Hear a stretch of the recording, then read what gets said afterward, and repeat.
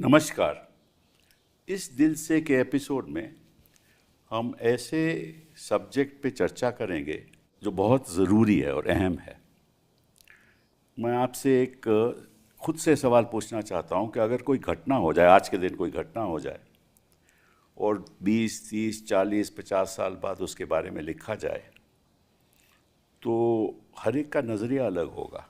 आज के दिन भी अगर पहलगाम के बारे में हम बात करें तो सब कुछ हमें नहीं मालूम और हम अपनी राय, कई लोग अपनी राय बताएंगे, क्या हुआ क्या नहीं हुआ, आरोप लगाएंगे, कुछ कहेंगे कि देखो हमने कमाल कर दी। लेकिन जब इतिहास लिखा जाएगा तो वो बातें अलग होंगी, क्योंकि तब तक कई चीज़ें सामने आ जाएंगी और ये बात केवल हिस्टोरियंस ही कर सकते हैं, जो इतिहास को जानते हैं, जो रिसर्च करते हैं, जो समझते हैं कि उस समय क्या हो सकता था, क्या हुआ था। और होता क्या है कि आज के दिन, मैं कुछ 10-11 सालों की बात कर रहा हूँ पिछले, कि जो हमारे जो राजनीति के लोग हैं उनको लगता है कि वो इतिहास ज़्यादा जानते हैं और जो हिस्टोरियंस हैं जिनको इतिहास का मालूम है वो समझते हैं इनको क्या मालूम है, और साथ साथ में मीडिया भी इनसे के साथ लग जाता है। तो आज के दिन इतिहास, राजनीति के लोग देश को बताते हैं कि हमारा इतिहास क्या था, नेहरू जी ने क्या किया, महात्मा गांधी जी ने क्या किया, सरदार पटेल साहब ने क्या किया, कौन किसके विरोध में था।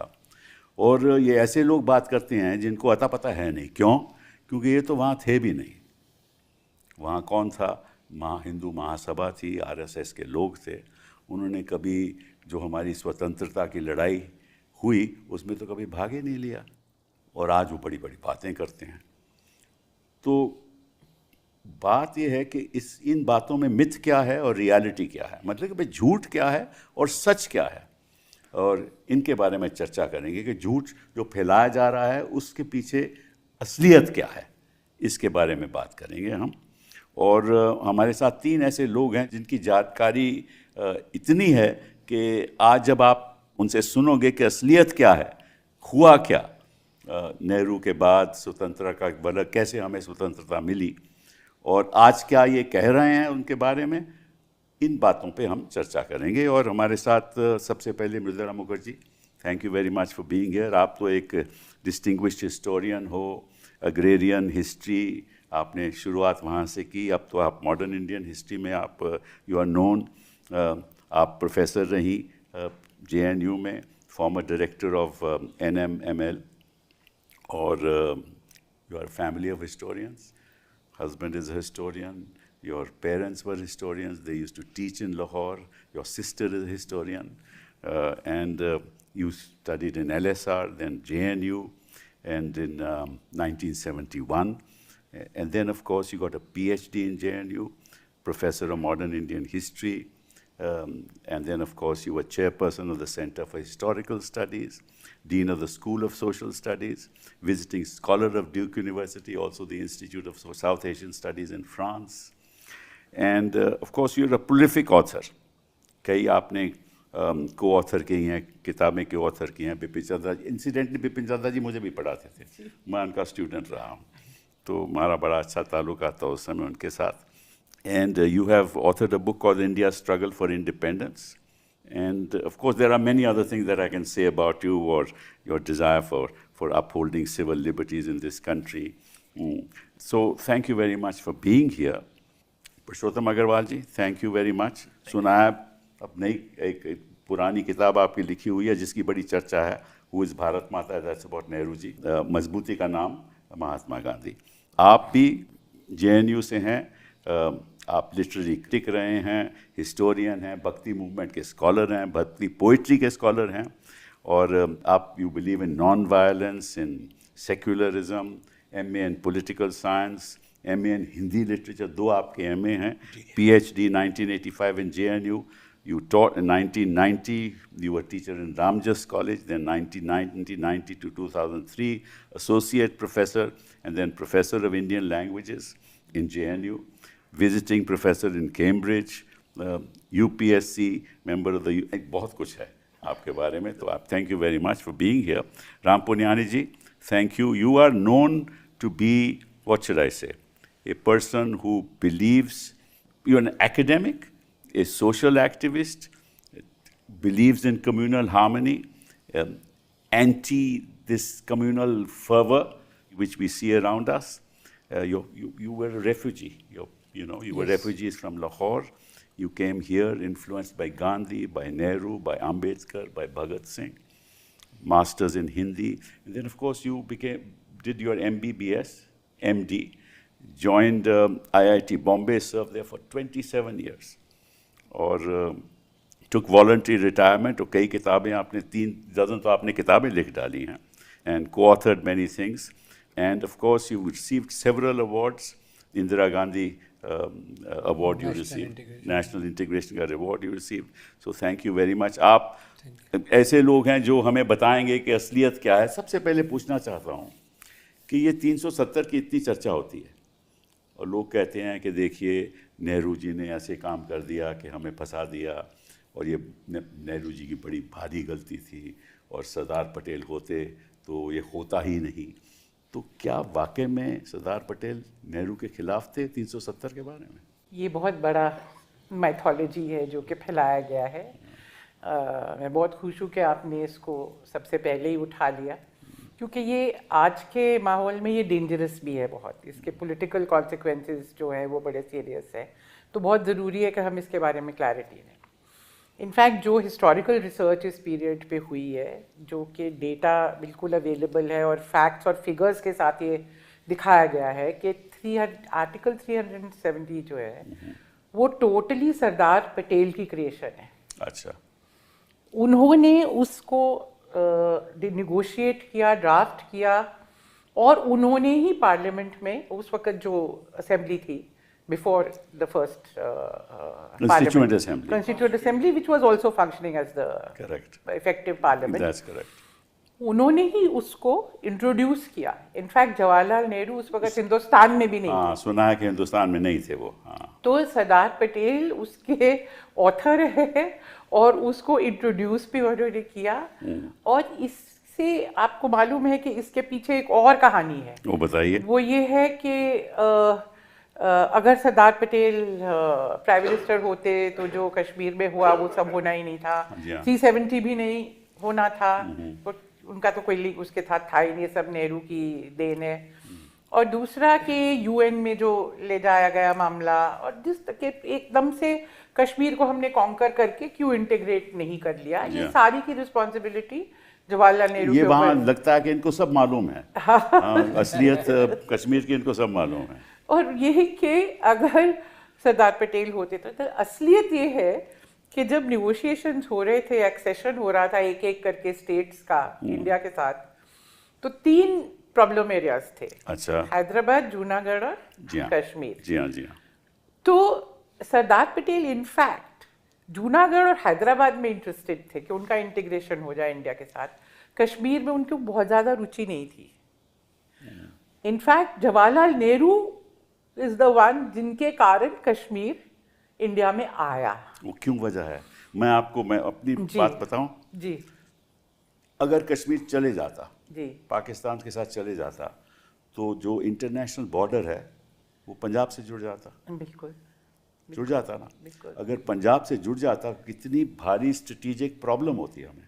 तो मेरे ख्याल में पंडित नेहरू ने ये सोचा कि ये नहीं होना चाहिए, क्योंकि वो जो बफर रहेगा तो स्ट्रेटेजिक डिफेंस में हमें बड़ा, तो इसलिए वो बहुत चाहते थे कि कश्मीर हमारे पक्ष में रहे, हमारे साथ रहे. ये मेरी अपनी राय है, हो सकता है मैं गलत भी हूँ. आपकी क्या राय है इसके बारे में? ये बिल्कुल देखिए, जवाहरलाल नेहरू के बारे में हम जानते हैं कि आज़ादी के पहले भी उनको भारत की जो विदेश नीति है उसका एक्सपर्ट माना जाता था. गांधी जी ने भी कितनी बारी कहा कि दुनिया के बारे में और इतना किसी को मालूम नहीं है. वो एक कारण था जो वो चाहते थे कि वो प्रधानमंत्री बने, क्योंकि पूरे विश्व के इतिहास के बारे में, उसके फॉरेन रिलेशंस के बारे में, तो उनकी नेचुरली बहुत स्ट्रेटेजिक थिंकिंग थी. एक और बहुत बड़ा फैक्टर ये था कि जो वहाँ पे मूवमेंट थी जिसके शेख अब्दुल्ला लीडर थे, वो एक टोटली सेक्युलर मूवमेंट थी. जो नेशनल कॉन्फ्रेंस थी वो महाराजा के खिलाफ लड़ी थी, डेमोक्रेटिक प्रिंसिपल्स पे और एंटी फ्यूडल प्रिंसिपल्स पे. इनफैक्ट आज़ादी के बाद सबसे पहला जो रैडिकल लैंड रिफॉर्म हुआ वो कश्मीर में हुआ, बिल्कुल सही। जो जमीनें किसानों को मिली। तो ये मूवमेंट जो थी ये कम्युनल मूवमेंट नहीं थी, जो पाकिस्तान के साथ वो जाना ही नहीं चाहते थे। तो जो पॉपुलर मूवमेंट थी वो इंडिया के साथ आना चाहती थी, और सरदार उस मूवमेंट के साथ और शेख अब्दुल्ला के साथ नेहरू जी के बहुत अच्छे संबंध थे। पर्सनल फैक्टर भी था, कश्मीर से थे वो, ही लव्ड कश्मीर। तो जो भी रीजंस थे वो ये थे कि वो कश्मीर को अपने साथ रखना चाहते हैं, ये नहीं कि उसको दे देना चाहते हैं। परंतु सर्कमस्टेंसेस ऐसे थे कि हमें पहले ये इंश्योर करना था कि महाराजा जो है साइन करे एक्सेशन पे, और वो कराया गया और एक दिन के अंदर वो हो गया। उसको खतरा था कि अगर नहीं करूंगा मैं तो निश्चित रूप से बर्बाद हो जाऊंगा, क्योंकि वहां जो मराउडर्स थे वो आ रहे थे, रेडर्स थे आ रहे थे। बिल्कुल बिल्कुल। फिर भी उन्होंने बहुत डिले कर दिया था, पर उसी वक्त आर्मी भेज दी गई। तो जो दूसरी बात जो है, ये जो यूएन में ले गए और सारा मामला बिगाड़ दिया। देखिए, जिस कैबिनेट मीटिंग में ये फैसला हुआ कि यूएन में मामला ले जाना चाहिए, उसमें श्यामा प्रसाद मुखर्जी भी बैठे थे और उन्होंने उसको अपोज नहीं किया। तो रजामंदी से हुआ। एक चीज हम और भूल जाते हैं, गांधी जी अभी जिंदा थे जब कश्मीर का एक्सेशन हुआ और जब हमने आर्मी भेजी कश्मीर को बचाने के लिए। तो ये जो है कि सारा मैसअप हो गया। एक एक चीज, जवाहरलाल नेहरू की स्पीचेस हैं और एविडेंस अवेलेबल है, एक एक चीज जो कश्मीर में हो रही थी वो गांधी जी की रजामंदी के साथ हो रही थी। उनको, वो दिल्ली में थे, आपको याद है, सितंबर के शुरू से लेके अपनी डेथ तक वो दिल्ली में थे, और जितने भी घटनाक्रम उस वक्त हुआ गांधी जी की रजामंदी के साथ हुआ। तो अगर कोई रिस्पॉन्सिबल है फॉर अ सो कॉल्ड डेबकल, तो उस पे गांधी जी का नाम भी जोड़ देना चाहिए। आपकी क्या राय है? देखिए सिब्बल साहब, जैसा आपने कहा ना, एक लेवल पर ये हिस्ट्री के सवाल हैं, लेकिन इन सवालों को जिस तरह पेश किया जाता है उसके पीछे पॉलिटिकल मोटिवेशन है।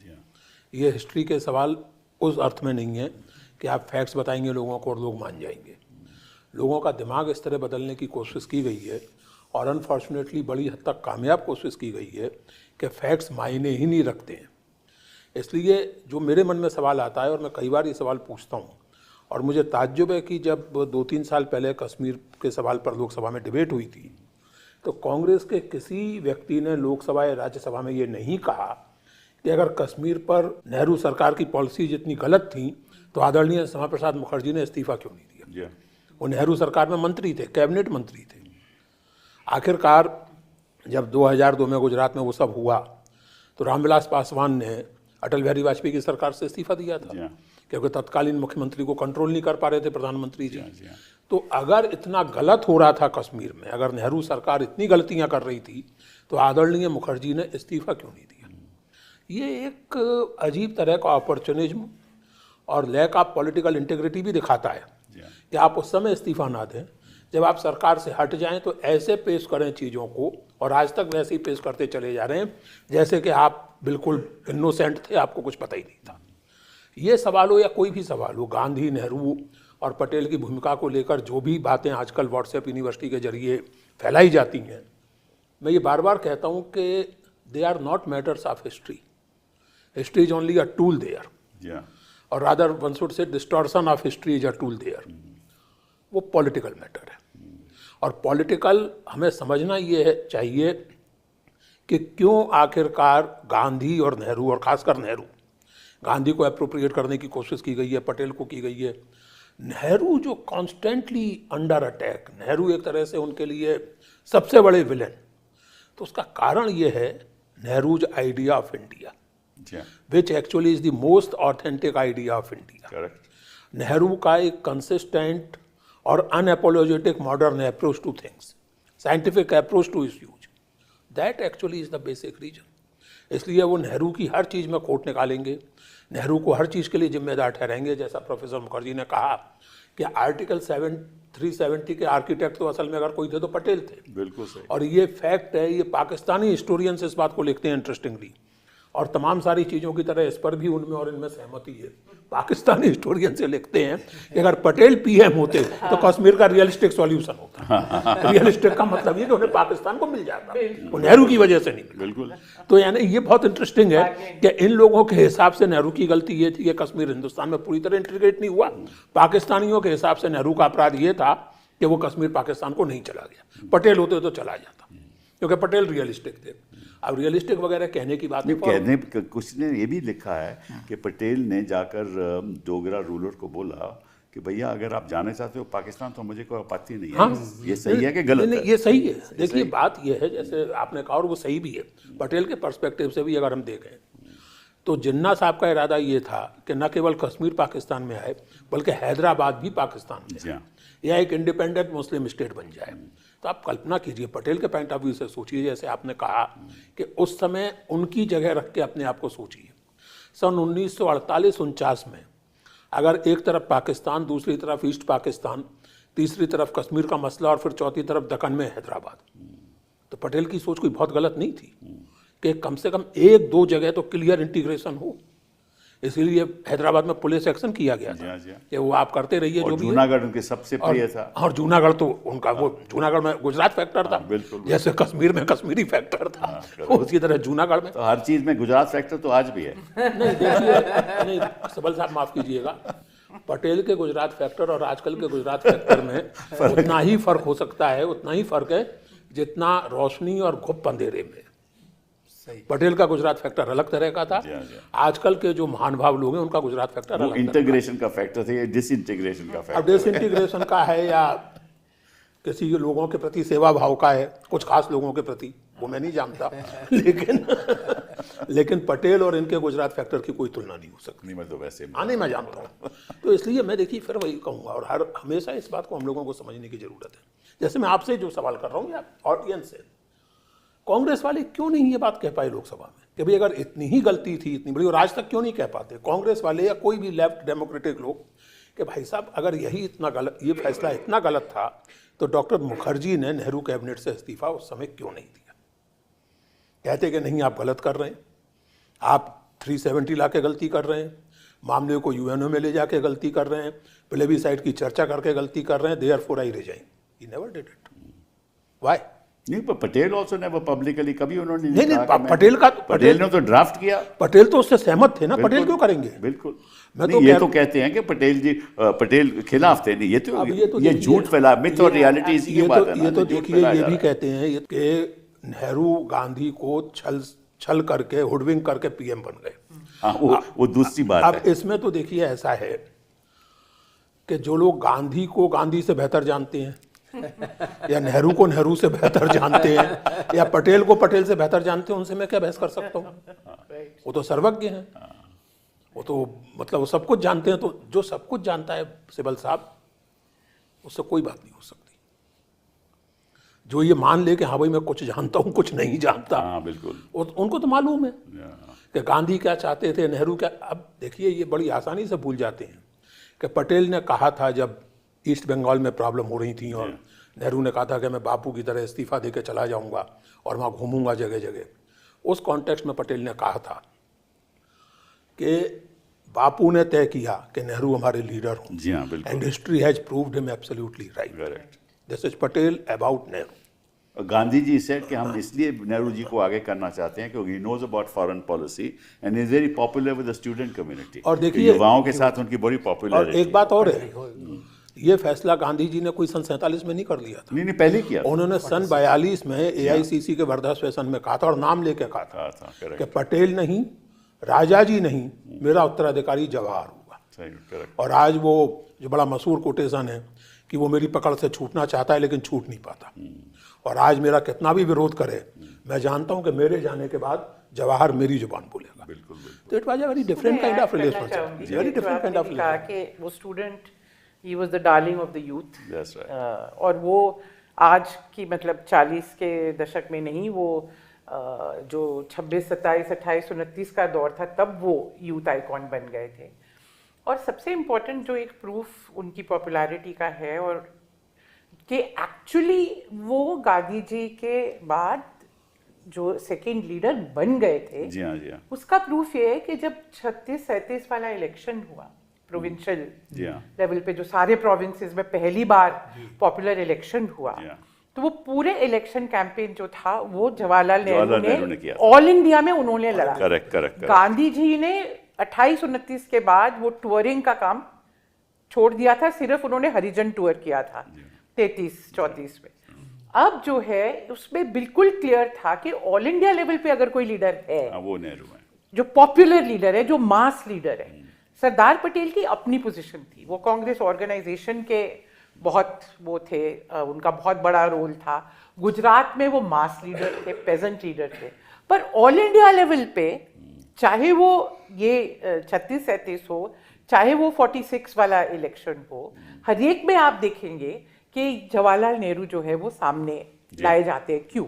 तो वो क्लियर था। तो इन अ वे मैं ये कहती हूँ कि महात्मा गांधी जो थे, उन्होंने जो उनको अनॉइंट किया अपना सक्सेसर, जो वर्ड्स आपने यूज किए कि मेरे उत्तराधिकारी ये होंगे, वो एक तरह से जो पॉपुलर रिकग्निशन जवाहरलाल नेहरू को ऑलरेडी मिल गई थी उसको रिकग्नाइज कर रहे थे, उसको फॉर्मलाइज कर रहे थे। He had emerged, he was not being favoured as a favourite son or something and imposed on the people, and therefore Patel withdrew वो जो नॉमिनेशन वो वाला incident in fact I would like to clarify. आप बोलिए। वो तो बात की बात है, लेकिन जिस चुनाव का जिक्र हो रहा है उसके बाद ही पटेल ने गांधी को लिखा था कि इन चुनावों में जितनी मेहनत जवाहर ने की है वो कल्पना के परे है।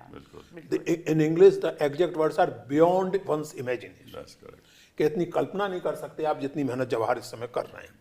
देखिए इसमें रिलेशनशिप एक बात और होती है सिबल साहब, मैं बात कई बार लोगों से निवेदन कर चुका हूँ कि बड़े लोगों के झगड़े भी बड़े होते हैं, बिल्कुल, बड़े लोगों के मतभेद भी बड़े होते हैं, लेकिन इन बड़े लोगों में एक खास बात ये थी कि उनके मतभेद निजी स्वार्थों से प्रेरित नहीं थे, कुछ पोजीशंस पे थे और पब्लिक थे। जब मतभेद होते थे तो उन पर लीपापोती नहीं होती थी और फिर भी मिलकर काम करते थे। They were partners, not rivals. Exactly.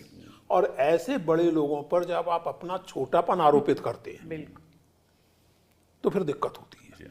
बड़े, अब आप छोटे हैं तो मान लेना चाहिए कि हम छोटे हैं, बड़ों को जबरन छोटा बनाने की कोशिश नहीं करनी चाहिए। वो आपके जैसे नहीं थे। जो आज के पॉलिटिशियन जब उनको एसेस करते हैं तो ये ध्यान रखें कि पटेल की अपनी राय थी, नेहरू और पटेल में काफ़ी मतभेद थे। मतभेद गांधी और नेहरू के बीच में भी थे, तीनों के बीच में थे, होना भी चाहिए। और लोकतंत्र तो ऐसे ही चलता है। और नहीं, लोकतंत्र क्या, सच ये है कि कोई भी ऑर्गेनाइजेशन ऐसे ही चलता है। वो जो एक बहुत पुरानी घिसी पिटी बात है कि in any discussion I and you agree on everything, then one of us is unnecessary. Ram Puniyani ji, अब आप बताइए, आपकी राय बताइए जरा। 2-3 बहुत महत्वपूर्ण चीज़ें आई हैं, तो मैं एक एक को अलग करके बताऊंगा। पहले तो ये जो कश्मीर का मुद्दा था, आपने जो अच्छे से बताया है, उसमें सबसे बड़ी बात जो मुझे लगी कि शेख अब्दुल्ला के जो विचार थे वो धर्मनिरपेक्षता और समाजवाद के थे। जी हाँ। जैसे कश्मीर का लाल चौक, वो भी रशियन क्रांति की प्रेरणा से आया, और कश्मीर एक राज्य रहा यहाँ जो उन्होंने लैंड रिफॉर्म्स ये किए। जी हाँ। फिर शेख अब्दुल्ला का ये भी मत था कि मुझे भारत में जो चाह, भारत के साथ इसकी जो चाह है, उसका सबसे बड़ा कारण ये है कि यहाँ धर्मनिरपेक्षता के 2 सितारे हैं, एक गांधी और दूसरे नेहरू। तो नेहरू और शेख अब्दुल्ला की जो दोस्ती, वो मेरे ख्याल से वैचारिक आधार पे बहुत मजबूत थी, उसका एक कारण था। दूसरा, सरदार वल्लभ भाई पटेल के 2-3 मुझे इंसिडेंट्स याद हैं। एक तो जूनागढ़ जब भारत में मिल गया तो एक कॉलेज में उनका स्पीच हुआ, उसमें उन्होंने कहा उसमें यही बात कि अगर हैदराबाद हमको पूरा मिल जाता है तो कश्मीर के बारे में हमें कुछ नहीं कहना, मतलब he was willing for that. और दूसरा, उनकी जो दोस्ती जवाहरलाल जी के साथ थी वो भी एक अजीब दोस्ती थी, मतलब कई मामलों में अलग थे। पर एक बार मुझे याद है चौपाटी की एक पब्लिक मीटिंग में वो बैठे थे दोनों स्टेज पे, तो एक अमेरिकन पत्रकार पटेल जी को कहता है कि देखिए आप कितने लोकप्रिय हैं, इतने लोग आपको सुनने आए हैं। तो पटेल बड़ी ईमानदार से कहते हैं ये मुझे देखने नहीं आए, मुझे सुनने नहीं आए, ये जवाहर को सुनने आए। तो तीसरा, उनके जो स्नेह था, तो जवाहरलाल जब इंटरिम प्राइम मिनिस्टर बने तो वो पटेल को पत्र लिखते हैं कि अब हमारी सरकार होने वाली है और मैं आपको आमंत्रित करता हूँ कि आप आके गृह मंत्री का पद संभालिए।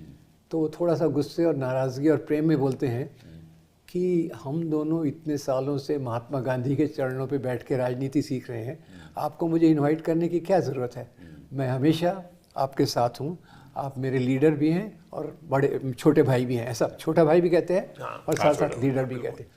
और जो गांधी जी का रोल था, गांधी जी तो उस समय कांग्रेस में थे नहीं, सब मौलाना आज़ाद के बाद जो प्रेसिडेंट चुनना था और वो प्रेसिडेंट ज़्यादातर इंटरिम प्राइम मिनिस्टर बनने वाला था, तो उस समय नेहरू जी का नाम ये प्रोविंशियल कमिटीज़ में से नहीं आया, कृपलानी का आया, पटेल का आया। तो फिर महात्मा गांधी उस समय पटेल को बोलते हैं तुम अपना नाम विड्रॉ कर लो, और सरदार पटेल बिल्कुल खुशी खुशी उस बात को स्वीकार करते हैं। और वो गांधी जी की बात जो थी, जो आपने कही, एक तो कि भाई वो जानते थे यूथ में ही नहीं कि भारत में अगर गांधी के बाद सबसे लोकप्रिय नेता था तो वो नेहरू था।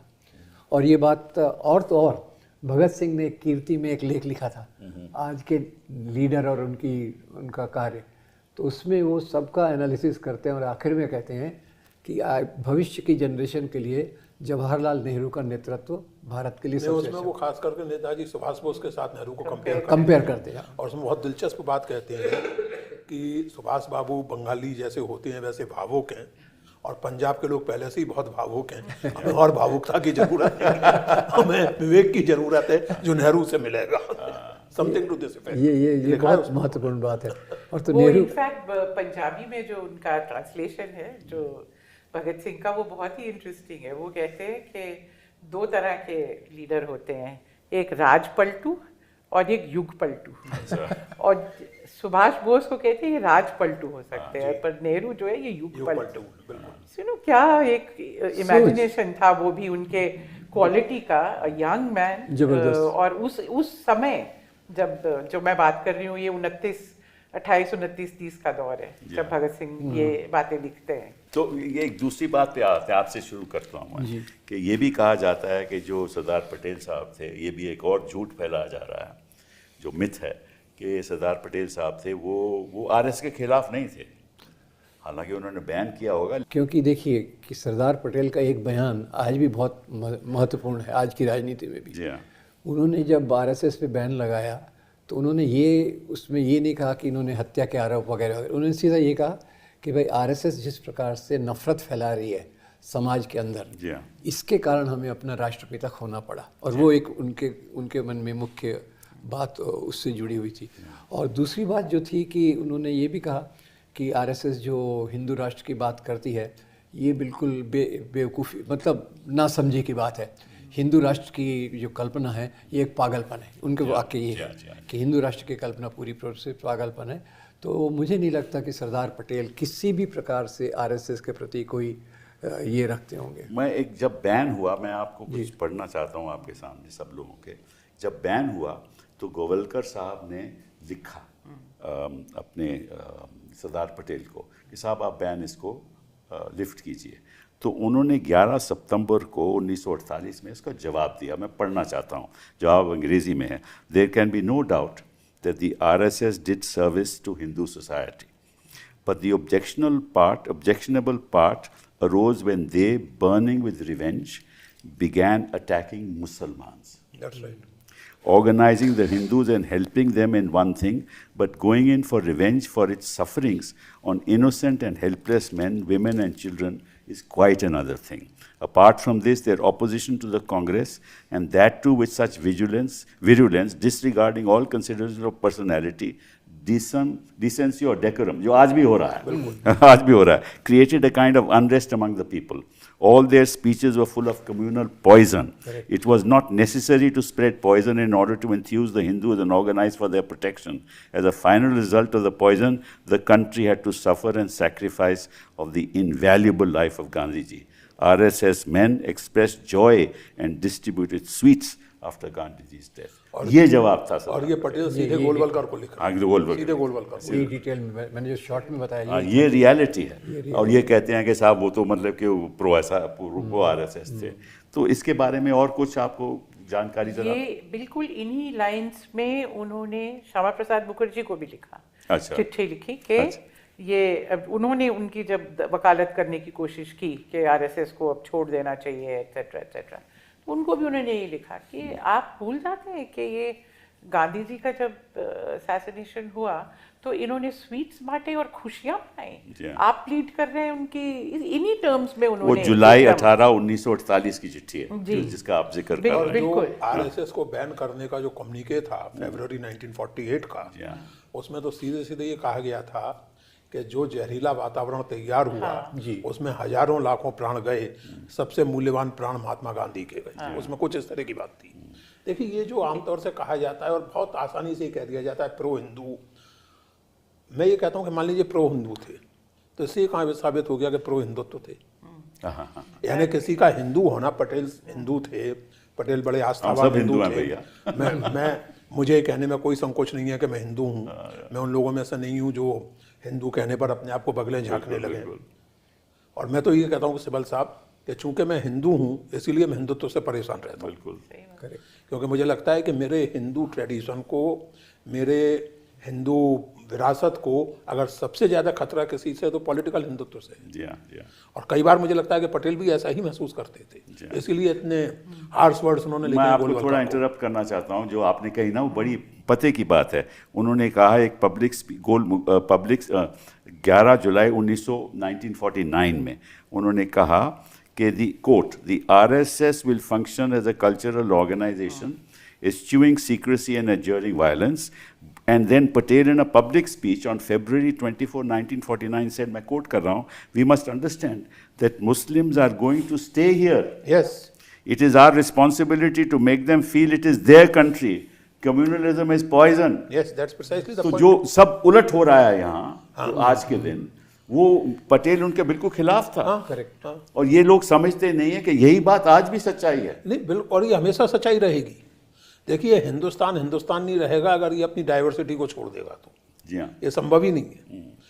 Hindustan is defined by diversity. जी हाँ, और वो केवल रिलीजन की बात नहीं है, केवल हिंदू मुस्लिम की बात नहीं है। लैंग्वेज के लेवल पर ले लीजिए, एथनिसिटीज के लेवल पर ले लीजिए, कल्चर्स के लेवल पर ले लीजिए। और ये बात हिंदुस्तान के नेशनल मूवमेंट का हर नेता जानता था, चाहे वो गांधी हो, नेहरू हो, सुभाष बोस हो और चाहे पटेल हो।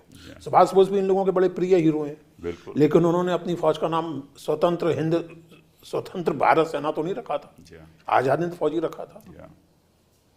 और हिंद शब्द से भी इनको आपत्ति होनी चाहिए क्योंकि मूलतः फारसी का है, लेकिन सुभाष बोस का तो नारा जय हिंद था। जी हाँ, बिल्कुल।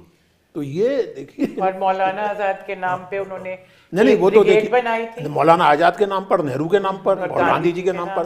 गांधी जी को राष्ट्रपिता कहने वाले पहले व्यक्ति वो थे, फादर ऑफ आवर नेशन।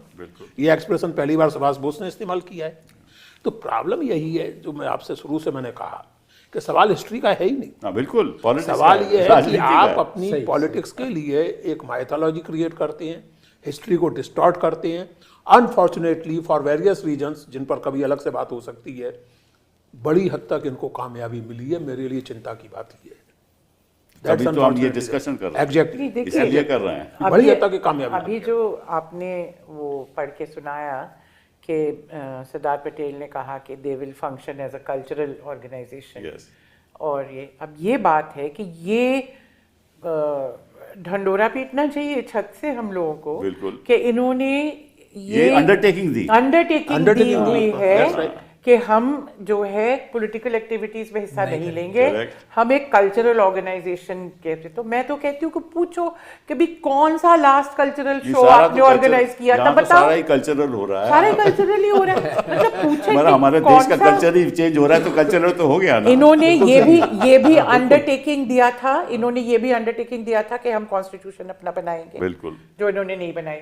कोई मेंबरशिप रजिस्टर नहीं होता, इनके जो फंड्स आते हैं, जो डोनेशन आते हैं, जो एक कलेक्शन करते हैं, उसका कहीं कोई हिसाब नहीं होता। तो मैं ये भी सवाल पूछना चाहती हूँ सबसे कि हाउ कम 75 साल से ज्यादा हो गए आजादी के बाद कल्चर के लिए सब खर्च कर रहे हैं। हाँ, तो इनसे तो कल्चरल ऑर्गेनाइजेशन से भी तो हम हिसाब मांगते हैं, इनसे कोई हिसाब नहीं मांगते। आप इस प्रोग्राम के होस्ट हैं, लेकिन मैं आपसे एक सवाल पूछना चाहता हूँ। पूछिए। मतलब RSS is not a registered organisation, is it? RSS does not submit any accounts or funds of anything to anybody. तो what exactly its legal position? हाँ, मैं भी कह रही हूँ। कानूनी तौर से है कि organization doesn't have membership, it has no legal position. नहीं तो मतलब is it an organization or I mean how will it बिल्कुल organization है ही नहीं. How it will be defined in terms of law? It's a conglomeration of people. आपके प्रधानमंत्री तो Congregation of NGO people. It's only congregation of नहीं उसमें men. वैसे राष्ट्र सेविका समिति है हाँ वो अलग है, बताएं ये तो आप मत कहिए। अच्छा, हिंदुस्तान के जनता का कोई सेगमेंट ऐसा नहीं है जिसमें उनकी मौजूदगी ना हो या उन्होंने बनाने की कोशिश ना की। अच्छा, वनवासी कल्याण परिषद भी है, अच्छा, अच्छा, अच्छा, भूतपूर्व सैनिक परिषद भी है और राष्ट्र सेविका समिति भी है। अच्छा। लेकिन जो मैं सवाल आपसे पूछ वो रहा हूँ, आरएसएस के मेंबर हैं? जी जी, नहीं आरएसएस के नहीं, सबऑर्डिनेट सबॉर्डिनेट है, मेंबर नहीं है। आरएसएस का मेंबर कोई नहीं है आजकल के जमाने की। लेकिन अगर आप विद्यार्थी परिषद के किसी कार्यकर्ता से पूछें तो वो कहेगा हम आरएसएस के मेंबर नहीं है, विद्यार्थी परिषद के मेंबर हैं। अच्छा, अच्छा, ये है, मैं इस बात को अच्छी तरह जानता हूँ क्योंकि मुझे थोड़ा सा अंदरूनी तजुर्बा है। बिल्कुल। उसको तो क्वेश्चन नहीं कर सकते। नहीं, हम उस पे question as a body how we define RSS in law, not in politics. आपके प्रधानमंत्री उनको एनजीओ कहते हैं, दुनिया का तो सबसे NGO बड़ा में तो मैं registered होता है ना। उत्तर इस registered किस्म होता के है। उत्तर दे सकता हूँ। They are not a legal entity, they are not answerable to anybody, right? I don't even know whether they file income tax return. मैं ऐड करना चाहूँगा, आप जो कह रहे थे ना सुभाष बोस के साथ, बड़ा इंटरेस्टिंग है वो। सुभाष चंद्र बोस के साथ उनके डिफरेंसेस भी हुए, वो निकल भी गए।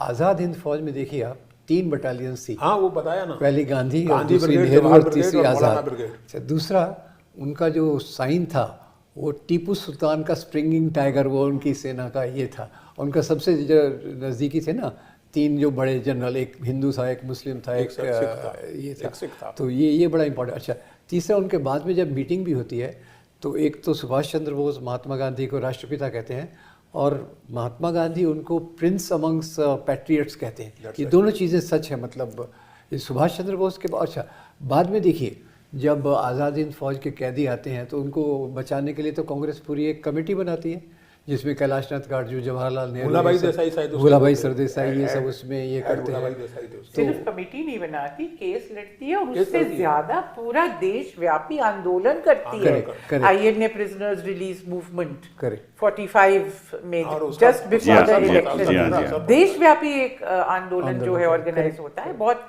उसके आईएनए के हक में ही हुआ। और क्या हुआ वो? दूसरी आप बात ये कहते हैं कि जो सोमनाथ टेम्पल जिसकी रिकंस्ट्रक्शन हुई तो उसमें नेहरू उनके विरोध में थे। ये भी एक और झूठ फैलाया जा रहा है, तो इसमें असलियत क्या है? हाँ, ये देखिए ऐसा है कि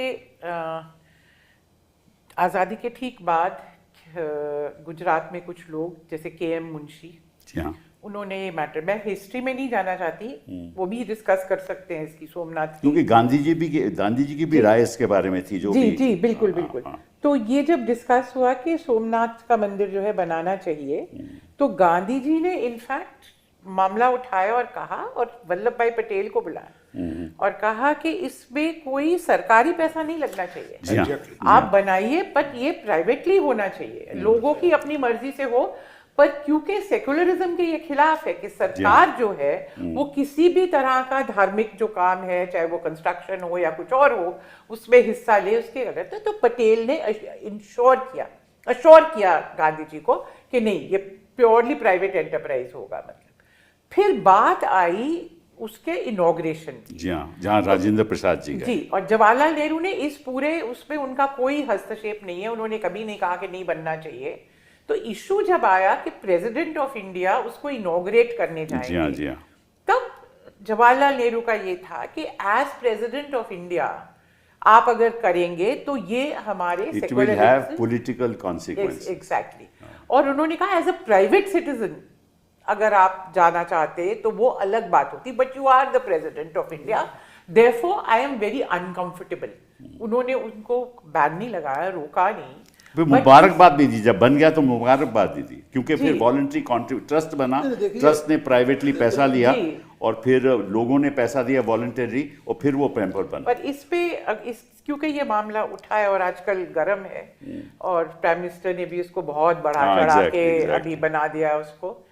तो इस पे थोड़ा सा मैं बताना चाहूंगी आपको कि इस इशू के ऊपर कि ये सोमनाथ का जो डिस्ट्रक्शन था महमूद गजनी के हाथों जी हाँ, एक्सेट्रा, कि ये जो एक फैलाई गई हुई माइथोलॉजी है कि ये हिंदुओं के दिल पे एक घाव की तरह 1000 साल रही। जी हाँ, जी हाँ, तो इस पे हमारी बहुत बड़ी प्रोफेसर हैं, प्रोफेसर रोमिला थापर, जी हाँ। उन्होंने इस मामले को उठाया और उन्होंने एक पूरी किताब लिखी है इस पे, अच्छा। जिसमें उन्होंने ये दिखाया है कि गजनी के डिस्ट्रक्शन के बाद कई साल गुजर गए जबकि कहीं किसी जगह कोई रेफरेंस नहीं है उसके डिस्ट्रक्शन के बारे में, और ये कि लोग उसके बारे में उत्तेजित हैं। अच्छा। फिर वो बताती है कि 200 या 300 साल बाद हमें वहाँ से एविडेंस मिला है कि उस एक जो वहाँ के रूलर थे उन्होंने एक मर्चेंट को कुछ जमीन दी, वहाँ मॉस्क बनाई, अच्छा। मंदिर के प्रेमिसेस के अंदर।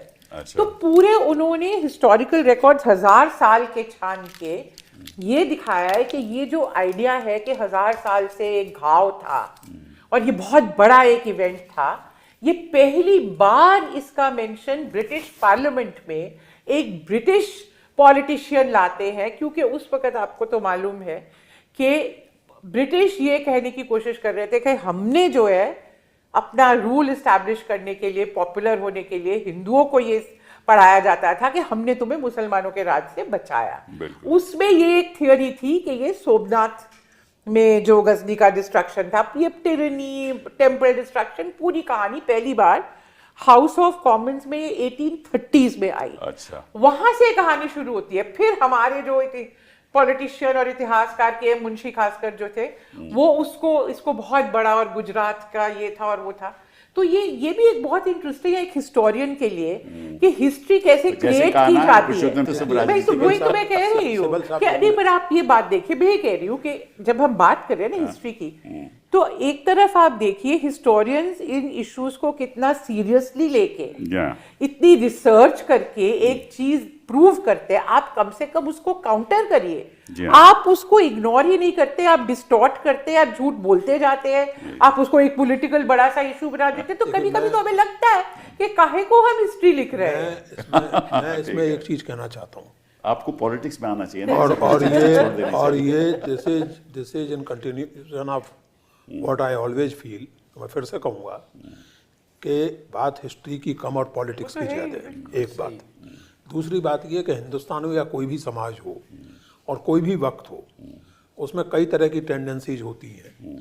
At any given point of time ये आपको तय करना होता है, पूरे समाज को या समाज के अधिकतम लोगों को, कि आप किस टेंडेंसी से सीखना चाहते हैं और किसको पीछे छोड़ देना चाहते हैं। ऑन दिस पॉइंट आप ये देखें, मैं एक 18वीं सदी के उर्दू पोएट हैं, जाने माने पोएट हैं, शायरी के खुदा कहलाते हैं वो उर्दू ट्रेडिशन में, मीर तकी मीर। बिल्कुल। उनका एक शेर है, उसी के फरोगे हुस्न का झमके है सब में नूर, उस समय हरम हो के दिया सोमनाथ का। This is Mir Taqi Mir in 18th century. यानी एक मुसलमान कवि सोमनाथ को इस तरह याद कर रहा है कि वो एक ही है ईश्वर, उसी की रोशनी है, चाहे वो मक्का में जलने वाली, काबा में जलने वाली शम्मा हो और चाहे सोमनाथ में जलने वाला दिया हो। 18वीं सदी में सोमनाथ को इस तरह भी याद किया जा रहा है, और 20वीं सदी में आकर के और 21वीं सदी में आप आकर के उसको बता रहे हैं कि वो केवल घाव के रूप में याद किया गया है, जबकि वो एक दूसरे मेटाफर के रूप में भी याद किया गया है। तो ये फैसला आपको करना है, यानी 21वीं सदी के हिंदुस्तान को करना है। मैं उन लोगों में से नहीं हूँ जो ये कहें कि साहब before the Britishers came everything was hunky dory, ऐसा कुछ नहीं। लड़ाई झगड़े होते थे, वरना कबीरदास को कहना नहीं पड़ता कि आपस में दो लड़त मरत है मरम ना काहू जाना। लड़ाई झगड़े तो होते थे, लेकिन उन लड़ाई झगड़ों के साथ डायलॉग भी होता था। लड़ने झगड़ने वालों के साथ कबीर जैसे लोग भी थे, मीर जैसे। तो हमसे झगड़ते हैं, डायलॉग तो करते ही नहीं, कर ही नहीं सकते ना। देखिए डायलॉग करने के लिए जरूरी है सेवल साहब, हम तो करना चाहते हैं। आप इसलिए करना चाहते हैं क्योंकि आप जानते हैं कि आप सब कुछ नहीं जानते। वो मानते हैं कि वो सब कुछ जानते हैं, ये जानते नहीं है, मानते हैं कि सब कुछ जानते हैं। और जो आदमी ये मानता है कि वो सब कुछ जानता है, वो काहे को किसी से डायलॉग करेगा? I know that I know not. Exactly. That's why you enter into a dialogue. If I am convinced कि मुझे तो सब पता है, फिर काहे का डायलॉग? करेक्ट। That's it. आपने ये बात कही तो नेहरू जी ने वो चिट्ठी लिखी जिसके बारे में आपने जिक्र किया। वो चिट्ठी 11 मई 1951 में थी। वो कहते हैं, I confess that I do not like the idea of your associating yourself with a spectacular opening of the Somnath temple. कुछ मुझे आपको नज़ारा कुछ और चीज़ का दिखता है इसमें? जी जी जी हाँ? दिखता है। दिखता है ना, सबको दिखता है। हाँ, दिस इज उसी नॉट को जस्टिफाई करने के लिए सोमनाथ याद किया जाता है। This is not merely visiting a temple, which can certainly be done by you or anyone else. मतलब कोई भी जा सकता है, but rather participating in a significant function Yes. which unfortunately has a number of implications. That's Yes, right. that's it. Right. सही बात है। This is what secularism बिल्कुल is. लॉजिकल बात है। Right. केवल This is the secular- definition of secularism. देखिए केवल कि आप सेकुलर जाइए, एक व्यक्तिगत रूप में आप जाइए, मंदिर जाइए, मस्जिद जाइए, गुरुद्वारा जाइए, कहीं भी जाइए, चर्च जाइए, कहीं हाँ, भी कहीं भी जाइए, जाइए। बट अब उसको आप परफॉर्म नहीं कर सकते वहां जाकर, Exactly. Specially when you in a public position.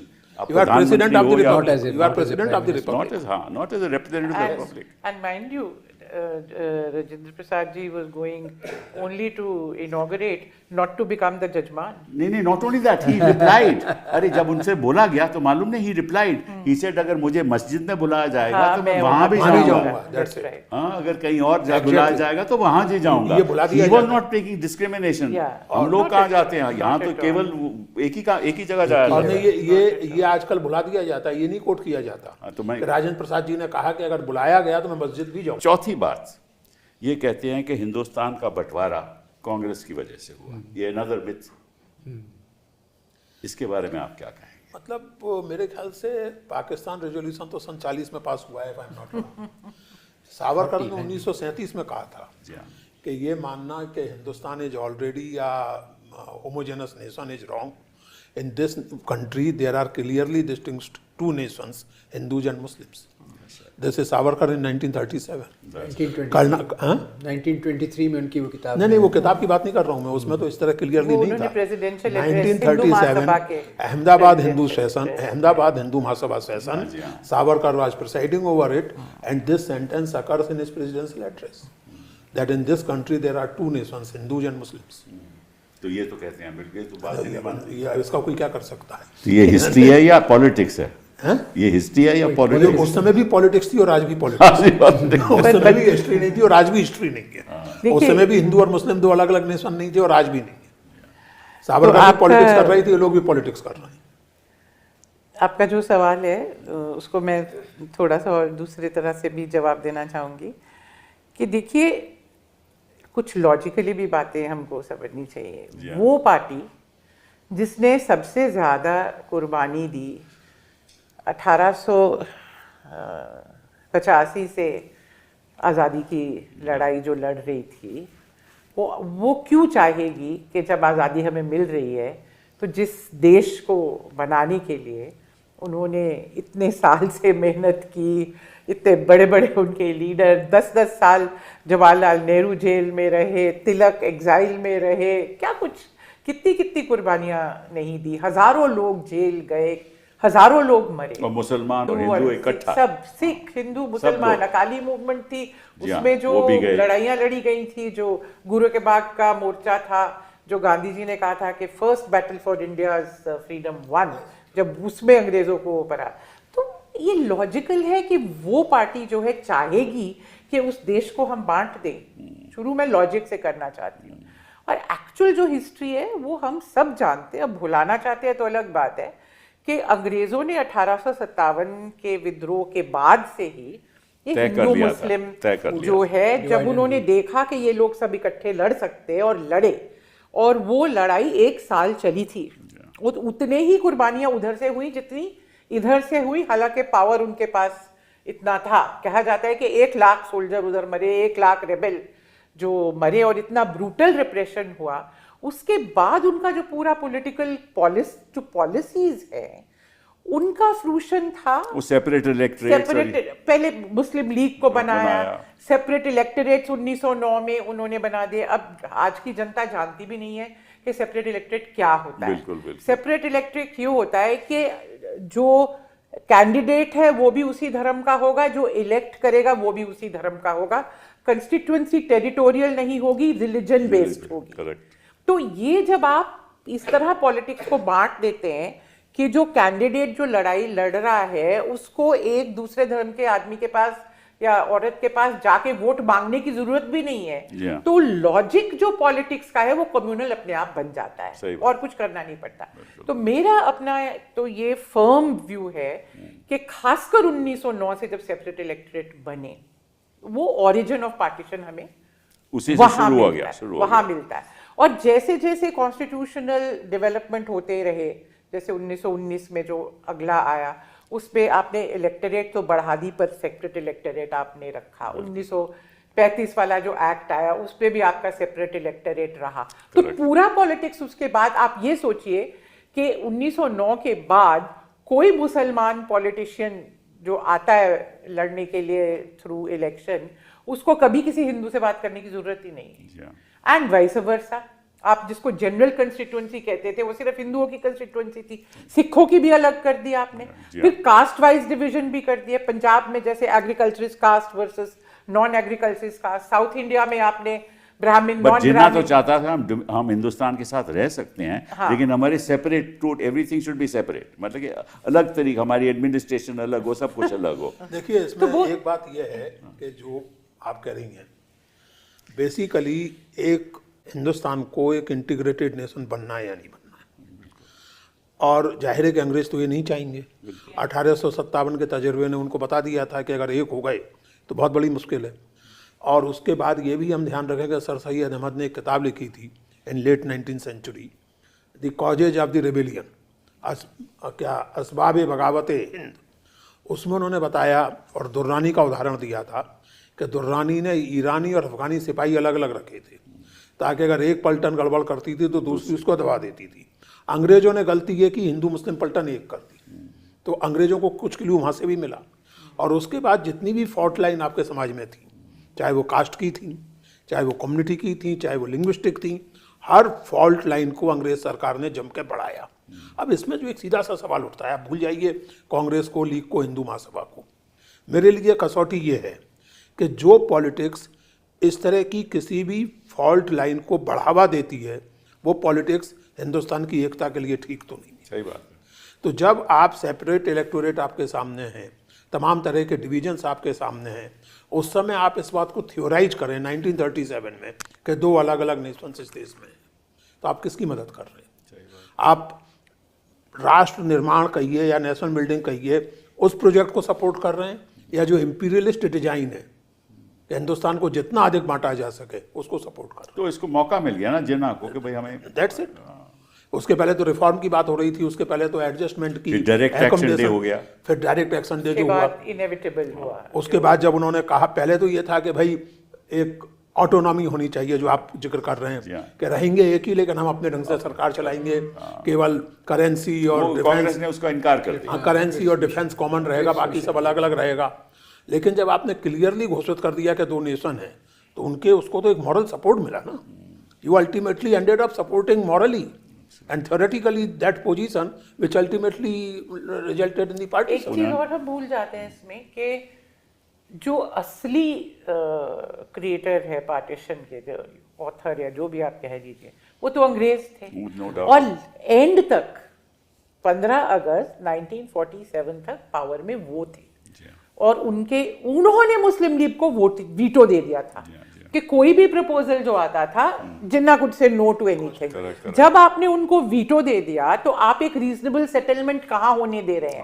अब कहने को तो बहुत थियरीज हैं आजकल कि अंग्रेज जो थे वो यूनाइटेड इंडिया चाहते थे, कांग्रेस ने कहा कि नहीं डिवाइड करके चले जाओ। ये सब मिथ्स है। अंग्रेजों के आर्काइव्स में कहीं किसी का एक प्रपोजल है, पर वो कभी एक्सेप्ट नहीं हुआ था। तो ये बिल्कुल मतलब कंफ्यूज करने वाली और वो करने, तभी तो मैं कह रही हूँ कि कैसे अब सरदार पटेल ने, कृपलानी ने, मौलाना आजाद ने, गांधी ने खुद कहा कि विद अ हेवी हार्ट, सबने विद अ हेवी हार्ट नहीं, सबने मतलब जैसे कि कहते हैं खून की वो उसको करके उन्होंने एक्सेप्ट किया, जबकि कोई चॉइस नहीं था। क्योंकि जमीन के लेवल पे जो राइट्स, आप जो डायरेक्ट एक्शन डे के आपने जो मेंशन किया, तो 16 अगस्त 1946 से और 15 अगस्त 47 नहीं, उसके बाद सितंबर तक, अक्टूबर तक कितने लोग मारे गए, कितने जो जमीन के लेवल पे कम्युनिज्म फैला। तो जब गांधी जी के पास गए और उन्होंने कहा कि आप इसके खिलाफ मूवमेंट क्यों नहीं चलाते, कहते हैं मूवमेंट किसके साथ चलाऊं?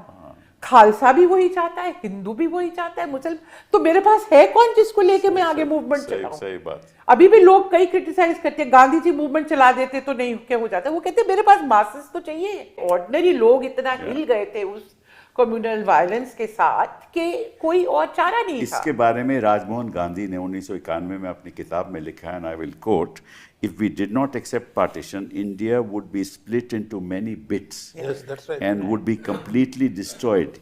India had become a battlefield and it was better to partition the country than to have a civil war." That's right. ये इनके What do you इनकी what बात- क्या नहीं, आपका मैं वही कह रहा था कि वास्तव में ये जो कंट्री का डिवीजन जैसे बता रहे थे कि 23 में पहले तो बुक आई कि यहाँ दो नेशंस हैं, फिर 1937 में ये इनकी सावरकर का ये था कि we agree with Muslim League on this. 1940 में वो प्रपोजल आया, जबकि मेजॉरिटी ऑफ मुस्लिम्स इसके खिलाफ थे। बिल्कुल सही। अल्लाह बख्श और उन्होंने जो दिल्ली आज़ाद कांग्रेस बुलाई उसमें उसके विरोध में उन्होंने दिया, और आखिर में नेहरू और पटेल को ये बात माननी पड़ी क्योंकि वो जो इंटरिम कैबिनेट में मुस्लिम लीग वाले they were blocking all the proposals for whatever things were to be done, so that was a compulsion rather than acceptance. और एक पॉइंट मैं बोलना चाहता हूँ कि ब्रिटिश के दिमाग में ये भी था कि अगर ये इंडिया यूनाइटेड रह गया तो it will become a sort of a very important force in South Asia, and most of its leaders are of socialist mind. Yeah. So they may try to align more with Russia, and that time ये भी बात in the bipolar world, so their own position will become stronger as far as their strategic interests in this area. And that are was concerned. shown after independence. Pakistan immediately became a member of all the Cold War blocs on the side of the West, whereas India refused. We can see it even today. The politics of today is the same thing. Exactly. exactly. The Yeah. West is supporting Pakistan big time. Absolutely. And he was These right. are their far-sighted calculation. By the way, this thing about civil war, that the only way you can prevent it, you see, Nehru said that again and again, that, you know, it's not that you can't stop the partition from happening, but do we want to massacre our own people? Exactly. It means not just civil war, it means brutal repression. तो इसका मतलब है कि राजनीतिक लोगों को थोड़ा बहुत इतिहास समझने की जरूरत है। थोड़ा बहुत नहीं, बहुत ज्यादा। नहीं, वो इतना तो मैं एक्सपेक्ट भी नहीं कर सकता। नहीं, लेकिन देखिए- थोड़ा बहुत समझ लें तो फिर डायलॉग ठीक ठाक से हो सकता सिबल है। साहब देखिए, ऐसा है, पार्लियामेंट में इतना विरोध करना, इतिहास- इतना विशस अटैक करना, ये किसी के देखिए देश के लिए ठीक नहीं है। मेरा एक निवेदन है, इतिहास की क्लास अटेंड करने की जरूरत नहीं है, लेकिन राजनेताओं को एक सेंस ऑफ हिस्ट्री जरूर होना चाहिए ताकि मुल्क नॉनसेंस ऑफ हिस्ट्री में ना फंसे। वो सारे मुल्क को नॉनसेंस ऑफ हिस्ट्री में फंसाए दे रहे हैं। यानी एक अजीब स्थिति बन गई है, यानी कि आज आप देखिए तो रोज़ कोई ना कोई नया तमाशा खड़ा हो जाता है। कभी वो बाबर होता है, कभी वो महमूद गजनवी होता है, कभी सोमनाथ होता है, कभी वो, जैसे वो प्रियंका गांधी का वो बयान मुझे बहुत मज़ेदार लगा था जो उन्होंने लोकसभा में कहा कि भाई नेहरू की सारी गलतियां आप एक बार लिस्ट कर दीजिए और एक बार उनको जो कुछ करना है फांसी लटका दो आपने, उसके बाद चलो क्या करना है। मतलब नेहरू जी, यानी कई बार मुझे लगता है कि वो नारा लगाते हैं ना तमाम पॉलिटिकल पार्टियों के लोग कि मेरा बूथ सबसे मजबूत, सबको अपने जोश दिलाते हैं, तो मैंने उस पर एक नारा इनकी तरफ से गढ़ा है कि नेहरू का बूथ सबसे मजबूत। अभी तक पिंड नहीं छोड़ रहा है नेहरू जी, 64 में गुजर गए, आज तक वो मतलब नेहरू के भूत से आज तक ग्रस्त है। चलिए इस चर्चा इसमें को मैं ये सिर्फ एक लास्ट चीज कहना चाहती हूँ कि एक कारण, और थोड़ा मैं इसमें आपसे थोड़ा डिफर करती हूँ, एक कारण जो नेहरू पे अटैक होता है जोरों का, it's a proxy attack on Gandhi, ये मेरा विश्वास है। नहीं, ठीक है, गांधी जी पे सीधा अटैक करने की इनकी हिम्मत आज तक भी नहीं उसको है। तो और क्योंकि असल में appropriate दोनों करते के हैं ना idea Gandhi of ji. India बिल्कुल सेम नहीं, देखिए इसमें डिसएग्री की कोई बात ही नहीं है। गांधी पर अटैक करना मुश्किल था, और मैं ये मानता हूँ, बार बार कहता हूँ मैं ये, कि उन्हें बड़ी हद तक कामयाबी मिली है, और उस कामयाबी से मिले कॉन्फिडेंस का नतीजा ये है कि मनरेगा जी राम जी हो गया है। ये पहली बार हुआ है कि किसी स्कीम का नाम इस तरह बदला गया है। नई स्कीम लागू की गई है, नए वो किए गए हैं, नेहरू के नाम से जो चीजें थी उनके नाम बदल दिए गए हैं। गांधी के नाम से चलने वाली किसी स्कीम का या गांधी के नाम से बनी किसी इंस्टीट्यूशन का नाम बदलने का काम पहली बार हुआ बिल्कुल, है। अभी And तक this shows हिम्मत their नहीं confidence, थी। which they- This shows shows- their confidence। बिल्कुल, वो तो उसके लिए राम को लाना ये पड़ रहा है। और उसके लिए राम को लाना हाँ, ये बात अलग है कि गांधी के मुकाबले राम को हराना पड़ चलिए रहा है। राम के नाम पे हम चर्चा खत्म करते हैं। गांधी बहुत बहुत धन्यवाद गांधी और राम दोनों के नाम पर दोनों के नाम पे।